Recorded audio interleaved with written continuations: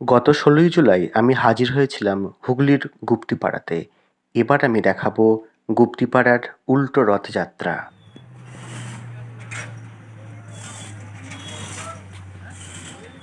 আমি রানাঘাট থেকে শান্তিপুর লোকাল চেপে চলে গেলাম শান্তিপুর। সেখান থেকে ২৫ টাকা টোটো ভাড়া দিয়ে গুপ্তিপাড়া ঘাট। গুপ্তিপাড়া ঘাটে ১০ টাকা টিকিট কাটার পর চেপে বসলাম লঞ্চে। মাত্র ৫ মিনিট পরেই পৌঁছে গেলাম ওই পারে, অর্থাৎ হুগলি জেলার গুপ্তিপাড়াতে। বর্ষাকালে আকাশ কালো মেঘে ঢাকা। তার নিচ দিয়ে যখন লঞ্চে করে গুপ্তিপাড়া যাওয়া হচ্ছিল, সেই যাত্রাপথটি ছিল খুবই সুন্দর এবং উপভোগ করার মতো।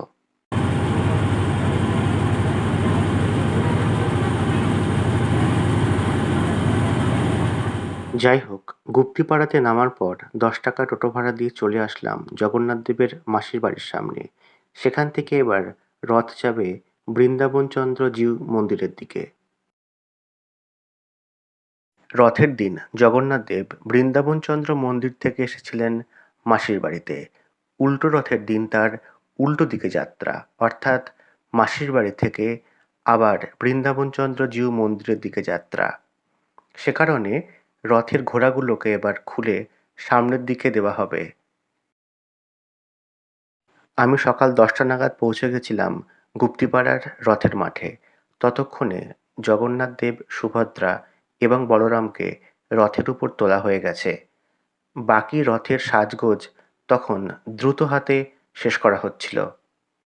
রথের এই নীল এবং সাদা ঘোড়া দুটোকে এবার খুলে নিয়ে সামনের দিকে লাগানো হবে, কারণ জগন্নাথ দেবের উল্টো রথযাত্রা।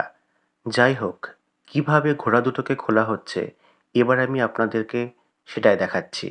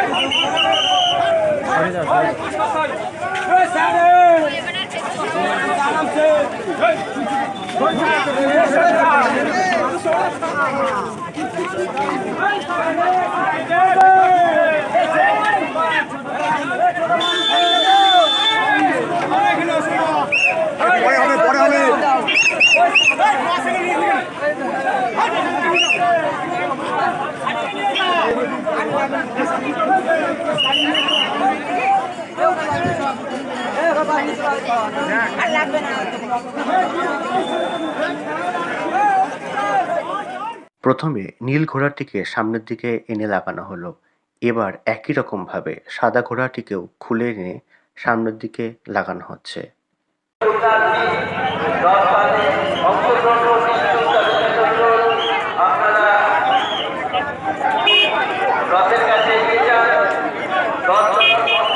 খুলে রাখুন না, আসলে এখানে কি হবে?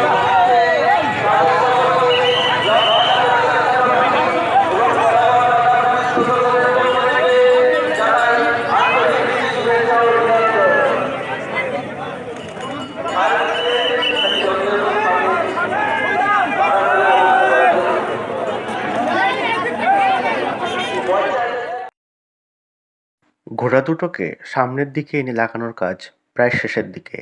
এটা গুপ্তিপাড়া রথের দড়ি, সাক্ষাৎ বাসুকী নাগের মতো।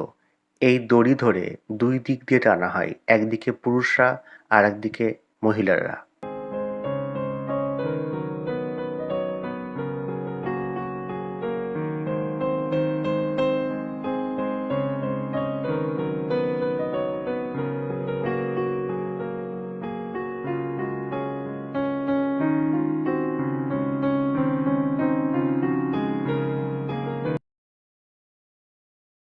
এবার আমরা গুপ্তিপাড়া রথের প্রধান আকর্ষণ, অর্থাৎ জগন্নাথ দেব, সুভদ্রা এবং বলরামকে কাছ থেকে দেখে নেব। রথের উপর ৩ ভাই বোনকে খুব সকাল সকাল তোলা হয়। জানা গেল সকাল ৯টা থেকে ১০টার মধ্যে ৩ ভাই বোনকে মাসির বাড়ি থেকে বের করে রথের উপর তোলা হয়। গুপ্তিপাড়ার রথে জগন্নাথ, সুভদ্রা এবং বলরামের সাথে গরুর পাখিকেও তোলা হয়।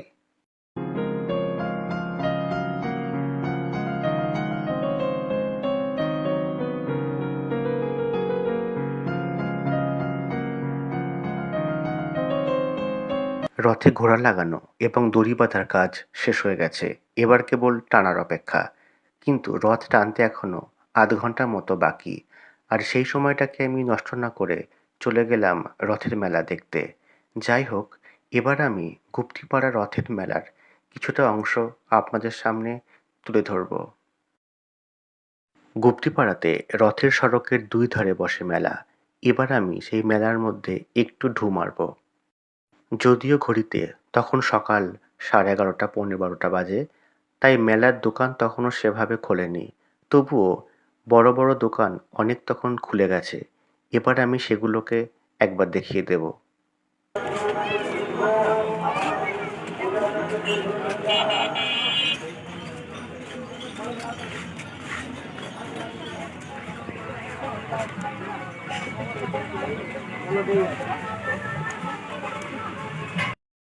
গ্রামীণ জীবনের নানান উপকরণ নিয়ে এখানে বিভিন্ন দোকান বসে।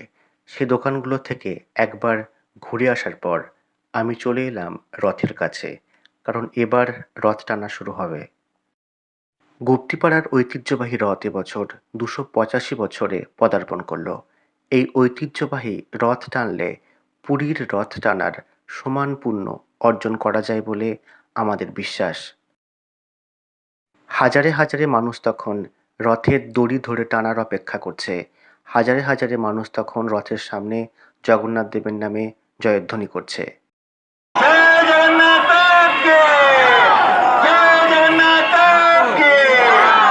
আপনারা অপেক্ষা করুন আর একটু করুণাবিক্ষ মহাভাগ মালুদ শিফলপ্রভা মহেশম পুজনার্থায় পত্রাণি চিনম্যহম তৎসমৃতনামাসি তদত্তম কেশভক্তিয়া কেশবাক্তচিনিত্বাং বরদা ভবশোভনী। কিছু মাঙ্গলিক ক্রিয়াকর্মের পর শুরু হলো রথ টানার পালা।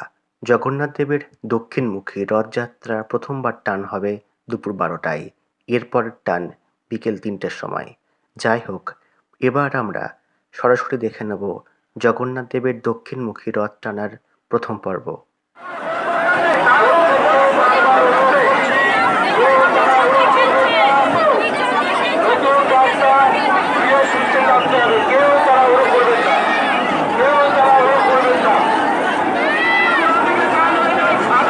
যারা ছাতা নিয়ে দাঁড়িয়ে আছে ছাতাগুলো বন্ধ করুন। যারা ছাতা নিয়ে ঘোরাফেরা করছেন তাদের কাছে অনুরোধ, ছাতাগুলো বন্ধ করে দিন।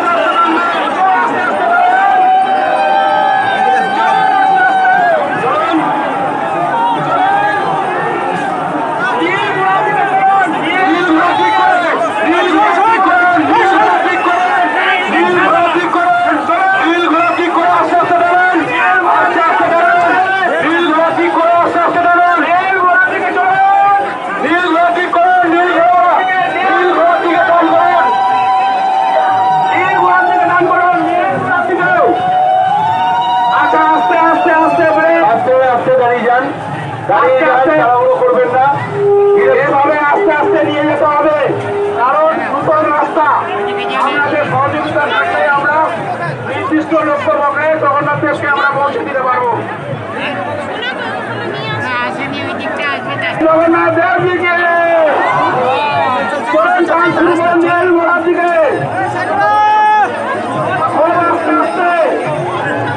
আমাদের টাইম লাগো আস্তে আস্তে চলো চলুন আস্তে আস্তে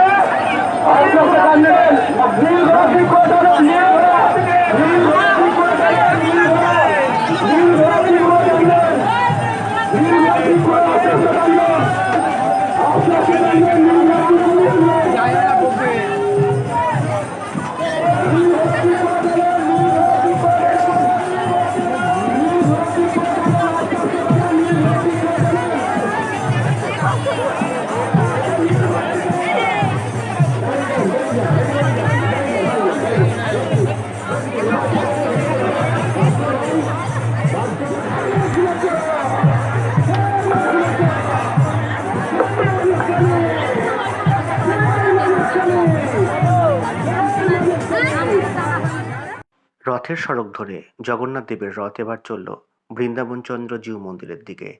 প্রথম পর্বের রথ টানার কাজ আজ এই পর্যন্তই। আবার শুরু হবে বিকেলে দ্বিতীয় পর্ব। ততক্ষণ পর্যন্ত পথের মাঝখানে জগন্নাথ দেব বিশ্রাম নেবেন না। এইভাবে ভক্তদের সাথে জগন্নাথ দেব এগিয়ে চললেন বৃন্দাবনচন্দ্র মন্দিরের দিকে। দক্ষিণমুখী টানের প্রথম পর্বের ভিডিওটি আমি যথাসাধ্য দেখানোর চেষ্টা করেছি। আপনাদের ভালো লাগলে আমার ভালো লাগবে। যাই হোক, ভিডিওটি ভালো লাগলে লাইক করতে ভুলবেন না। আজ এই পর্যন্তই। দেখার জন্য ধন্যবাদ।